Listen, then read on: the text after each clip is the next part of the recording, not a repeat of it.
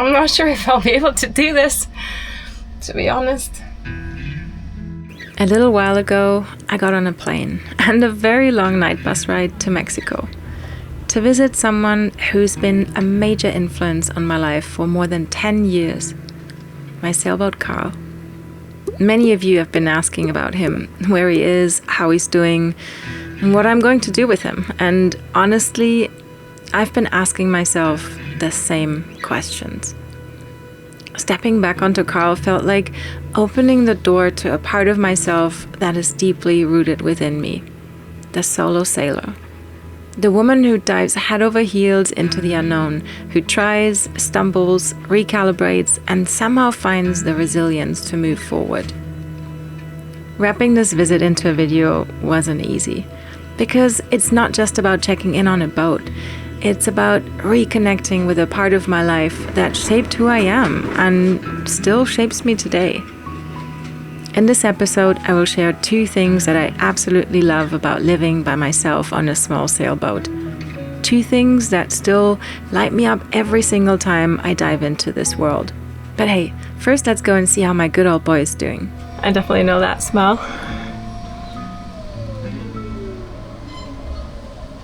I've missed you, boy.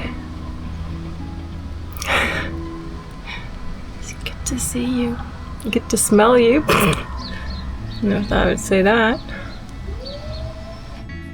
Wow, fan is even still running. That's impressive. But everything looks pretty much the same as I've left it. Just a little bit more deserted. Let's see. Batteries are at 100.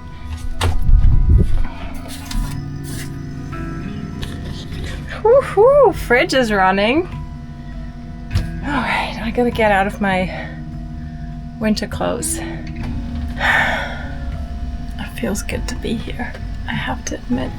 It feels good. I'm not sure if I'll be able to do this, to be honest.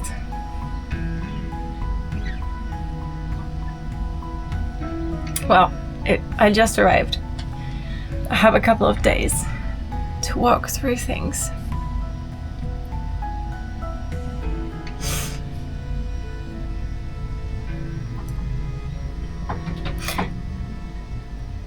Well, I'll talk to you later. The longer the waiting, the sweeter the kiss. Better, my darling, I promise you this. And next time I hold you, I'm not letting go. Will you wait for me, darling? I need to know.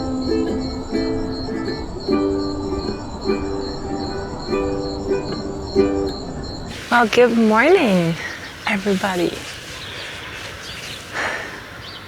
It's, I think, shortly past 6. I've just come from a little walk because I don't have any propane on the boat, which is a bummer. Both of my bottles are empty. And so I was on a look for some coffee, and I walked outside the marina.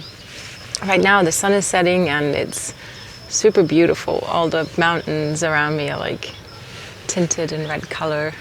And I'm just about to start my day. I think I'm going to start by giving the boat a good clean because there's all this sand on him. So everywhere I touch it's sort of sandy. And I'm going to take down the old tarps or what's left of them, give the boat a good clean on the outside, and then I'm going to move to the inside, give all the surfaces a good rub with I've got some like natural oils that I use for cleaning that are anti-fungi and antibacterial and stuff. And then I think I'm going to do what I came here for, is like sort my stuff that I want to take with me. So I've got all of that out of the way, like sort my recycling stuff, make sure I've got everything that I want to take home. And then I'm gonna find my bearings and see what other things I would like to do. I think I would like to turn the engine over. I think I'd like to run my Watermaker, but for that I would probably have to carry it down to the water because I'm not supposed to use it with chlorine water, which is the marina, I'm pretty sure has chlorine in the water. So I'd probably have to bring it down to the ocean and find some power there and run it there and then pickle it again. But let's start with coffee, right? Well, I've cleaned the outside and the inside pretty much, and since I got up at 5 this morning, there's still quite a lot of the day left, and I just pumped up my Brompton folding bike, and I think I'm gonna try and take it for a spin. Well, I probably have to pump up some more. I don't have any propane, so I'm on the hunt for a little carnitas place that I spotted just maybe 5 minutes with the bike from here. And if I feel like it, I might even go to the other side of the bay where there's a little beach. Let's see how that turns out.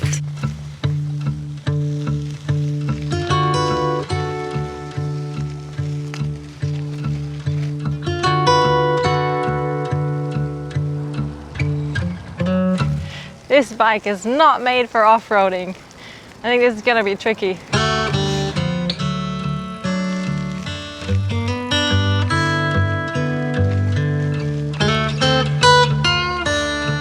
All right, you already missed the first street dog attack. I don't think they're very much used to bikes. Unfortunately, I wasn't filming, but there's like 2 of them coming from right and left. So this is going to be interesting.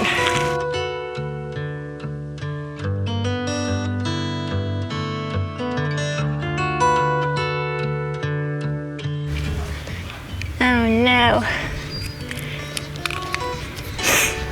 I think this tire didn't make it very far. Well, that was a very short trip. Really nice. There's a guy just outside his house. He's like, hey, do you need any help? He's gonna give me a lift back to the marina, but I said I was fine. So I'm gonna look for that carnitas place because I'm still hungry. Whilst I'm here, I might just find something to eat.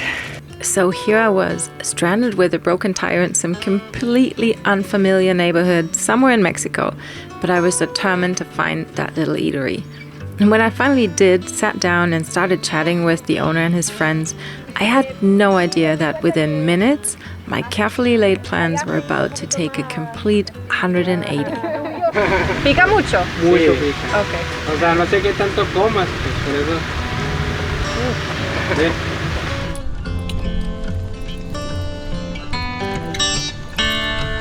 And I'm even getting a ride back. How awesome is that?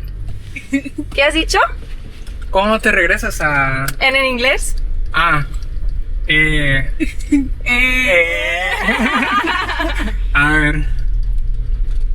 When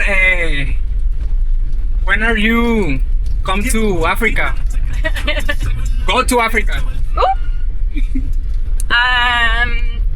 I'll be leaving on the 7th, the 6th. The 6th Yes, of this month? of this month, next week.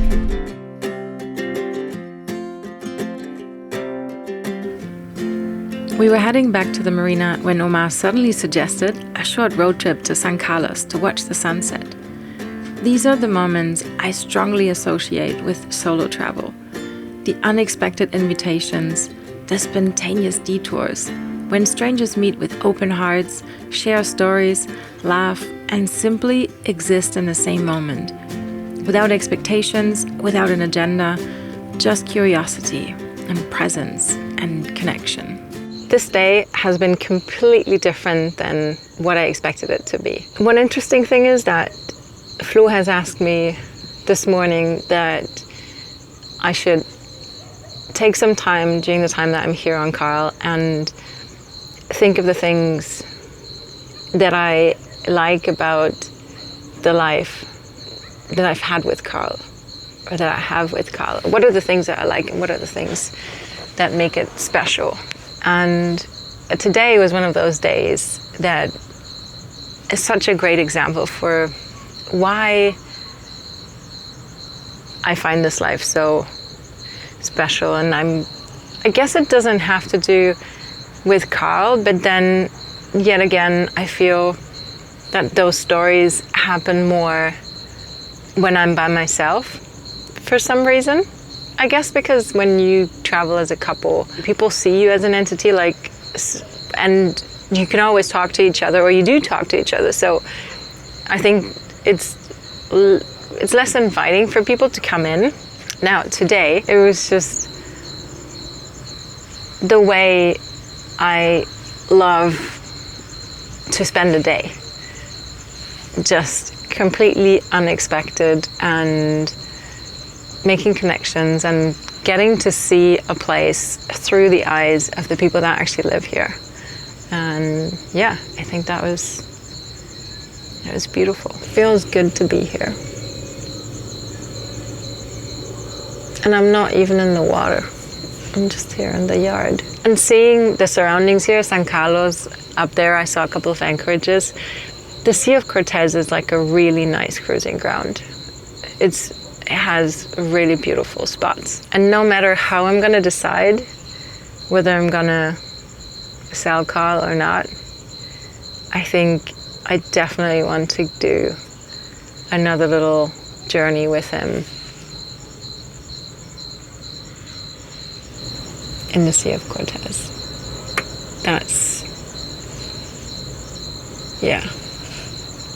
That's for sure.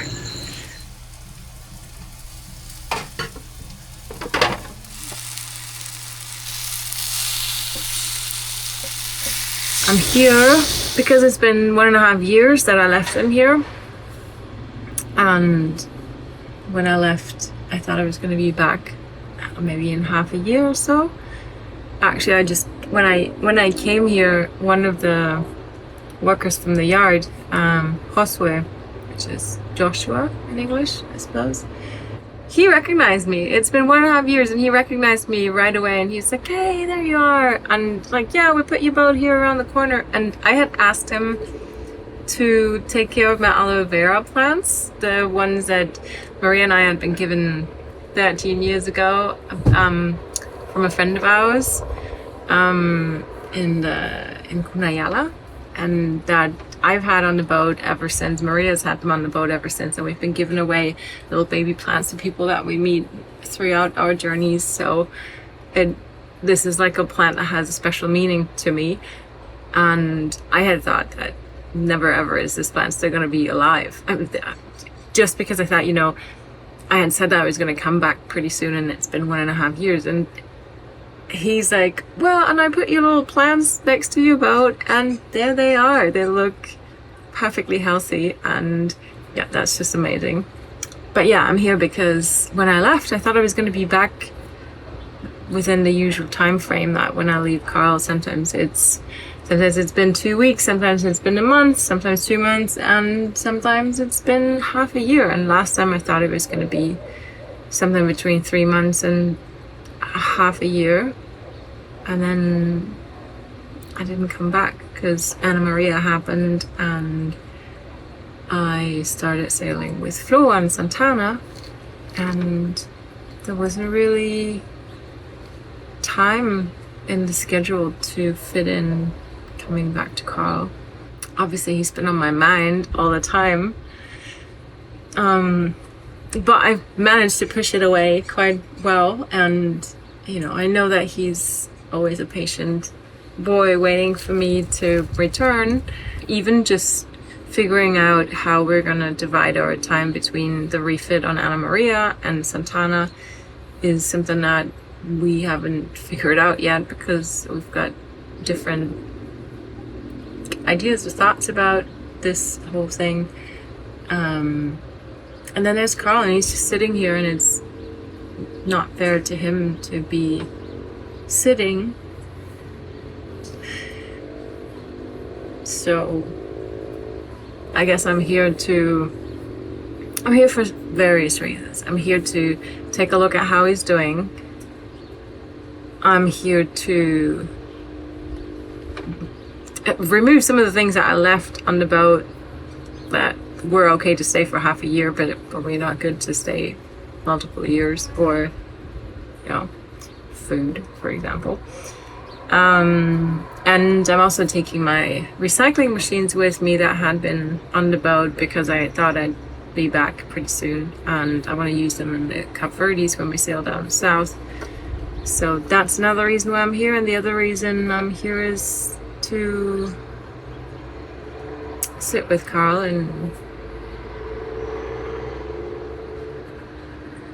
see what kind of feelings come up, and to see whether I'm ready, willing, able to part ways with him.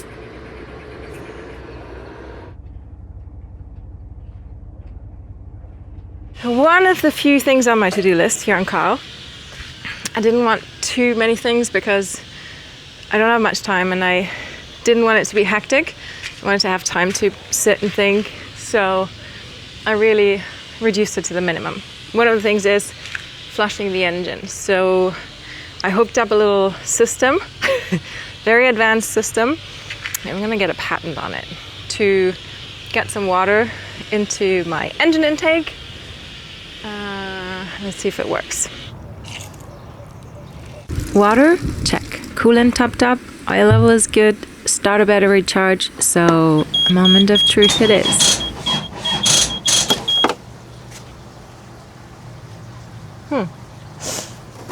Of course I'm doing everything last minute. I did think the engine was just gonna start over because that's what it's been doing in the past. But it didn't. Instead it was going like, you know, when the battery's not really good, then it usually goes like wow, wow, wow, wow, wow, wow. It's kind of like a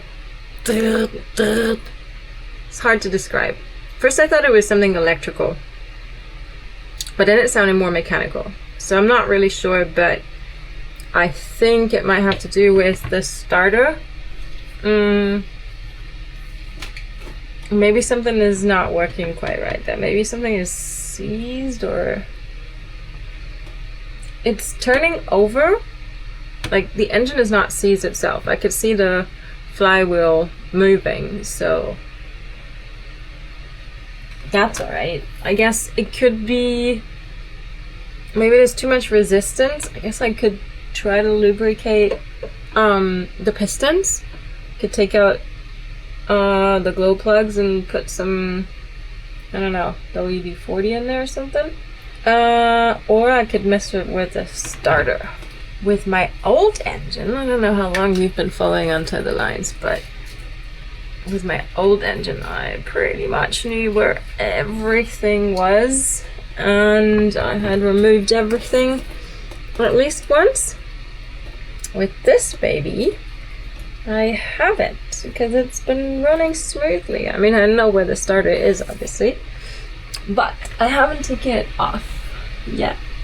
I'm just making myself familiar with the wirings, and I'm taking off the positive lead, and then I think I'm just gonna take it off. You can tell because the paint is still completely intact on these bolts that I haven't taken these out yet. Well, not anymore. And it's kind of funny that in the process of, well, thinking about letting go of my boat, I'm getting all touchy and feely with my engine. Well, this engine. I was very touchy and feely with my other engine before it died on me.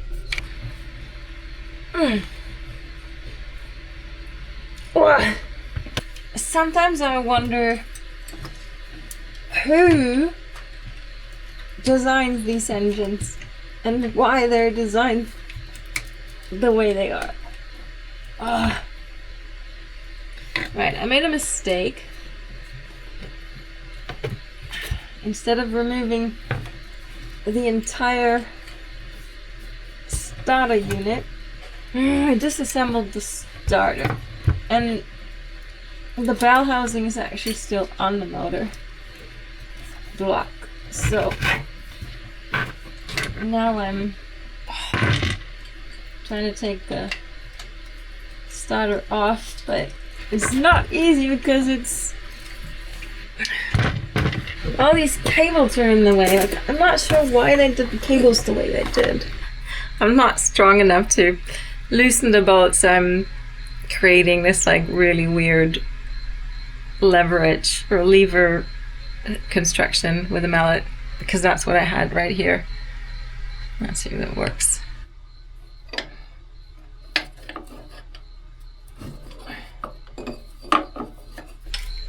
Wow, that actually worked.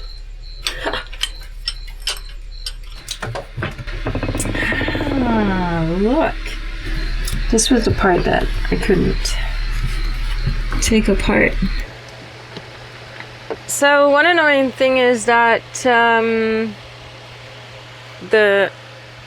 believe this is called the commutator or something. It's supposed to sit inside these little brushes.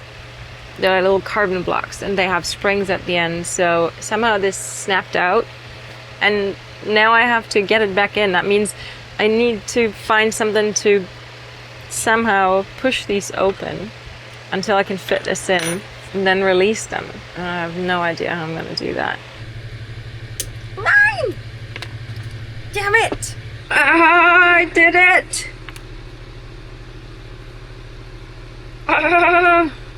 Obviously it's not on film, but it's in. Oh. Wow, that was insane. It was already late at night when I finally managed to put the starter back together. Honestly, it had been a completely unnecessary detour, and yet it was actually kind of fun. Sitting there by myself, figuring something out piece by piece, trying, failing, adjusting, learning, without anyone watching, without feeling observed or judged for not getting it right the first time. There's something about that quiet space, just me and the problem in front of me, that I really enjoy. It gives me room to think, to experiment, to struggle a little, and to eventually find my way through. As we say in German, new day, new luck. Karl is looking mighty Karly. Like, when I arrived, I'd cleaned them and everything was sort of in order. Right now, he looks like as he used to in some of his wild days. Because I think some engine work exploded here yesterday. Well, I got the starter back together. And now I'm going to test it. And then we're going to see if that did the trick or not. I'm also getting some new coolant. I realized that when I was squishing the coolant hose, that it was sort of congealed a little bit. That's not good. So I have to take that out and replace it. Maybe I put in 2 different kinds of something and that wasn't a good mix. I don't know. We'll see. Definitely good to take it out. Okay, I want the negative on the housing of the starter, and then the positive goes on to the thread where usually the positive from the engine comes from. And then I want to bridge the solenoid to the positive of the starter, and then it should shoot out and spin. It's difficult to find a good angle where I can actually put on the little, well, it's a big clamp from the jumping cables and still be able to bridge the 2 connections without touching the housing, because you don't want to do that because then you're shorting it out. So yeah, it's going to be a bit of a challenge. At the same time, I also need to somehow hold it down so it doesn't jump around like crazy. Again, there were a few things I had to sort out first. Clamping the starter down so it wouldn't jump across the floor, cleaning the rusty clamps on my old jumper cables, sanding down the screwdriver so it would actually conduct properly, and then creating some space so I could comfortably bridge the 2 connections without shorting anything unintentionally. Once all of that was in place, I gave it a try. The Bendix gear shot forward, but the motor didn't spin. Okay, unfortunately I'm still just getting the pop out and no spin.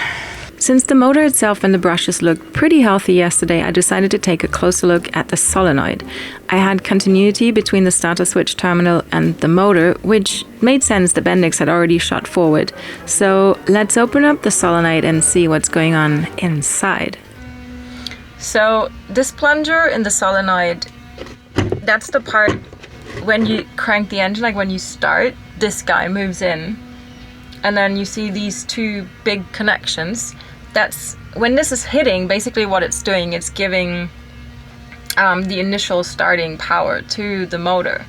So there's a ton of amps, I think like, what, 200, like a couple of hundreds, I think, that are being transmitted in that moment. And it's a very short moment, but when there's like a little gap between it, it's usually there's like a tiny little arc happening, and this arc is what's doing this pitting.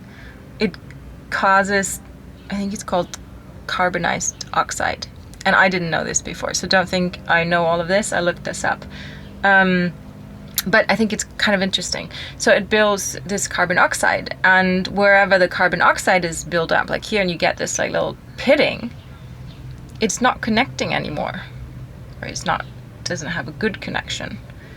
And that could actually be the cause of our problem. So I'm gonna try and file this down with very fine sandpaper. Okie dokie, going back in. Okay, so I'm gonna push this down. I do get continuity.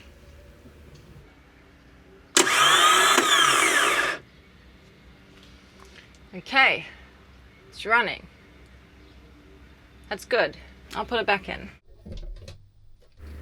I put the starter back in and tried to crank the engine again. The unfamiliar grinding sound was gone, and this time it simply sounded like a weak battery. So I went off to find a battery I could borrow for a proper test, which probably I should have done in the first place. It's running. Most likely it was the battery. Eventually I found some crocodile clamps to put on the engine, to put on the battery. And when I cranked, I could see that it was going down from like 15 to 10 and then 7. So the battery was no bueno. Probably could have started with that. I didn't want to go through the hassle asking around for a battery.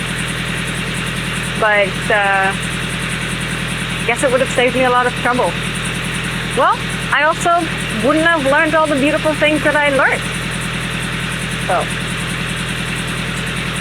oil pressure is steady, and I'm just letting the engine come up to temperature a little bit so it gets a nice lubrication. And then that's that.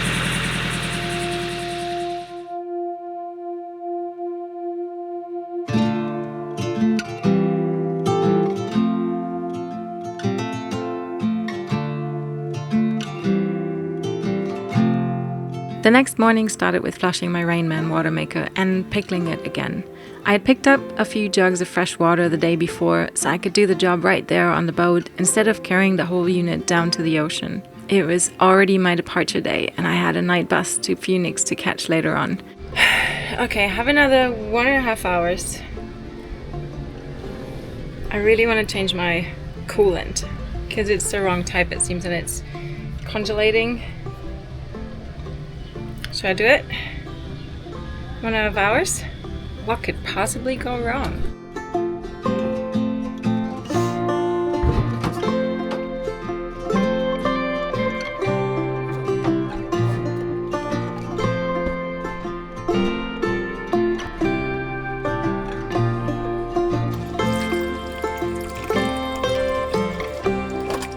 Okay, it's 1 o'clock now. I have 2 more hours to get the boat completely ready, and then I have 1.5 hours to take a shower, bring my food away, lock up the boat, say goodbye, drop all my luggage. So I've got 2 hours left. I think it's gonna be fine. It's nearly empty now. That took 20 minutes maybe, but only because I didn't open it up soon enough. So now I'm gonna be a little faster, I think. Fingers crossed. Flushing the cooling system and getting all the old antifreeze out is one of those jobs that really shows you the challenges of solo work. With 2 people, it probably would have been straightforward and quick and efficient. Alone, it becomes a small choreography of steps and re-steps. And with a bus to Phoenix to catch at night, I can definitely feel the clock ticking. Wow. What are you doing before you're taking a night bus? 10 hours?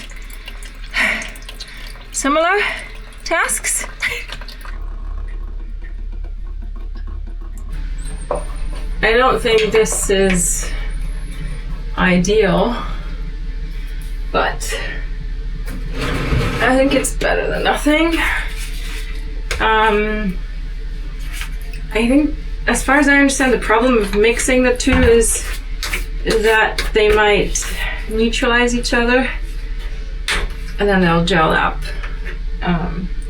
and or corrosion protection slash, I don't really need any protection from freezing, so I just really need corrosion protection.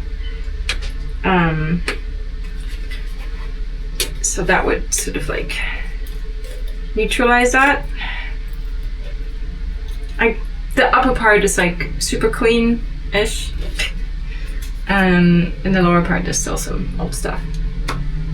The upper part is a heat exchanger, so that's the most important stuff. I guess it's gonna mix anyways, but who knows? Oh, I gotta go, so this is what it is.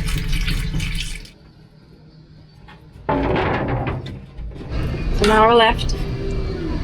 Still gotta take the trash out, put the remaining food into the hands of someone, lower my bags, close up. That's it. I'm sitting down 5 minutes.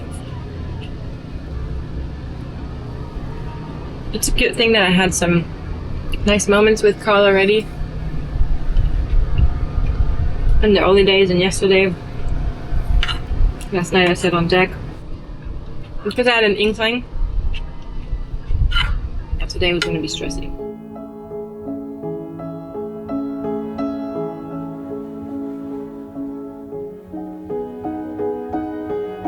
When I arrived in Mexico, I came with this quiet pressure in my heart. I thought selling Karl was the only reasonable path forward, that I had to convince myself to let go. But pretty quickly I realized that mindset wasn't helping at all. Instead, I gave myself space to sit here and to listen. And I understood something very important. Everything this boat gave me, the courage, the independence, the trust in myself, it didn't live in Karl. It grew inside of me. He was the vehicle, not the source. So, am I ready to let go? Almost. For now, I've decided to keep Karl for 1 more year, for one last proper journey, a goodbye on my own terms. And more about that, hopefully some other time. So, that's it. Probably not gonna see this boy for another year.